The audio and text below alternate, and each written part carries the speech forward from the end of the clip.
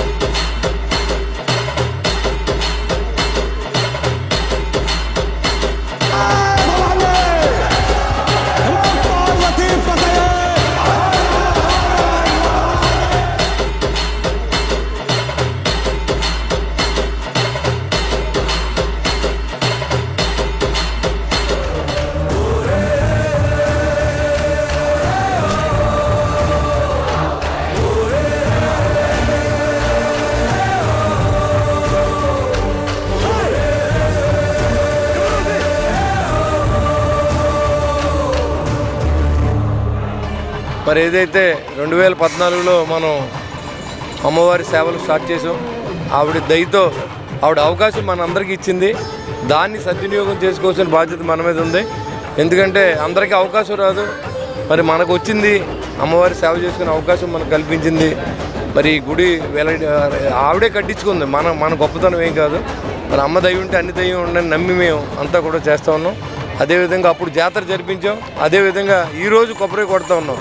వచ్చే సంవత్సరం మార్చి నెలలో జాతర కార్యక్రమాన్ని గుండెలో ఆశగా తరతరాల ఎదురు చూపులో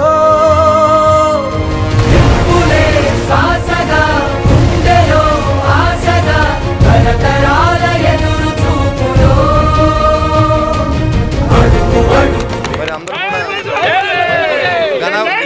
కూడా గణపాటి గారు దిశానిర్దేశం చేయడం జరిగింది.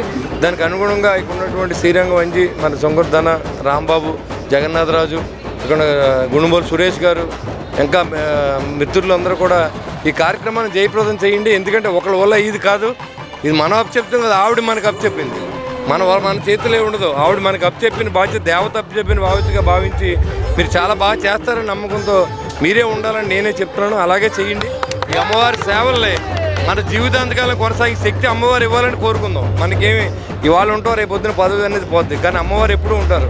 కానీ అమ్మవారు సేవ చేసుకునే అవకాశం ఎప్పుడూ ఉండాలని నేను మీ అందరికీ కోరుకుంటూ, మరి ఈ వచ్చే జాతరని ఇదివరకు జాతర కంటే 100 రెట్లు ఎక్కువ చేసే విధంగా పట్టణ ప్రజలను సహకరించండి.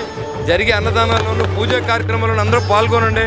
అమ్మవారి యొక్క ఆశీస్సులు పొంది అందరికీ ఆయుష్ను ఆరోగ్యాన్ని ఐశ్వర్యాన్ని ఇవ్వాలని చెప్పి నేను మనస్ఫూర్తిగా కోరుకుంటూ అమ్మను ఆశ్రయించండి. మీ అందరికీ ఏ లోటు ఉండదని చెప్పి మరొకసారి మీకు తెలియదు. జై బలుసునం తల్లి.